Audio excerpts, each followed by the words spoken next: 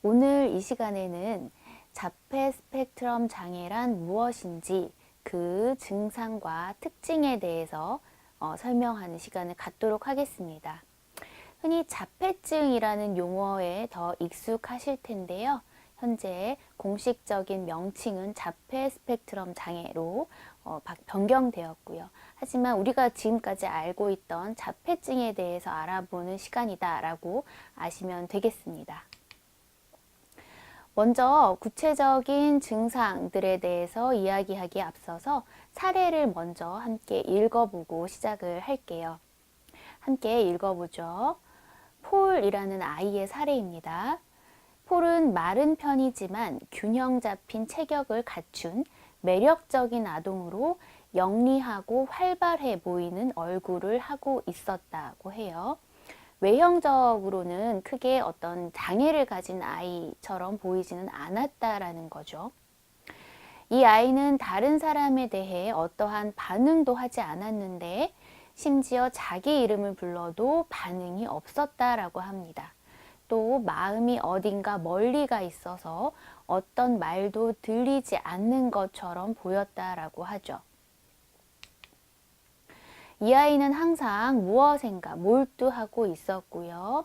다른 사람과 연결이 없는, 다른 사람에게 반응을 보지 않는 이러한 상황에 스스로 매우 만족하고 있는 것처럼 보였습니다.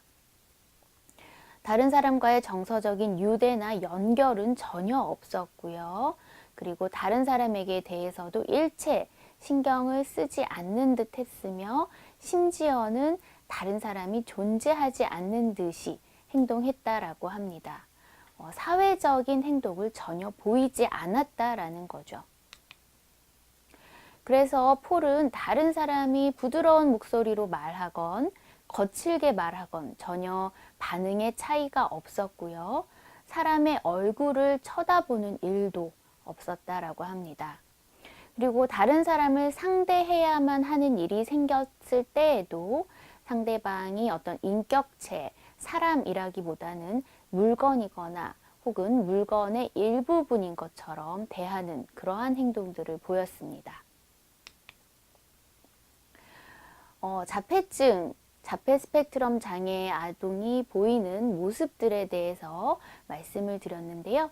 방금 말씀드린 사례는 레오 카너라는 학자가 소개했던 사례 중에 하나입니다. 레오 카너는 1943년도에 유아자폐증이라는 용어를 처음 사용하기 시작했는데요. 그때 처음 소개되었다라는 거죠. 카너에 의하면 이 유아자폐증을 보이는 아이들은 인지기능이 좋기는 하지만, 그러니까 인지기능에는 크게 문제가 없지만 의사소통을 하는 데 어려움이 있었고요. 어떤 강박증이라던가 어떤 반복적인 행동과 같은 문제 혹은 연령에 맞는 적합한 상상놀이를 하지 않는 가령 소꿉장난이라던가 학교놀이 아니면 로봇을 가지고 노는 것과 같은 그러한 상상놀이가 없는 것이 특징이다라고 묘사를 하고 있습니다. 그러면서 이러한 유아자폐증의 근본적인 결함은 어떤 어린 시절 생애 초기에서부터 타인과 그리고 상황과 관계를 맺는 능력이 부족한 점이 바로 근본적인 결함이다라고 이야기를 하고 있고요. 그러다 보니까 부모님들과 관계를 맺는 데에도 관계를 맺는 양상에도 굉장히 독특한 특징들을 보이고 있습니다. 그 유아자폐증의 이제 부모님들이 자신의 아이들을 이렇게 묘사를 했는데요. 마치 조개 껍데기 속에 갇혀 있는 듯하다라고 이야기를 했고요. 그리고 이 아이는 혼자 있을 때가 가장 행복해 보인다. 그리고 마치 주변에 아무도 없는 듯이 행동하는 아이다라고 부모들이 본인의 아이들에 대해서 이렇게 묘사를 하고 있었습니다. 그로부터 1년 뒤인 1944년도에 한스 아스퍼거라는 학자 역시 카너가 소개한 사례들과 유사한 증상을 보이는 아이들에 대해서 이야기를 했는데요.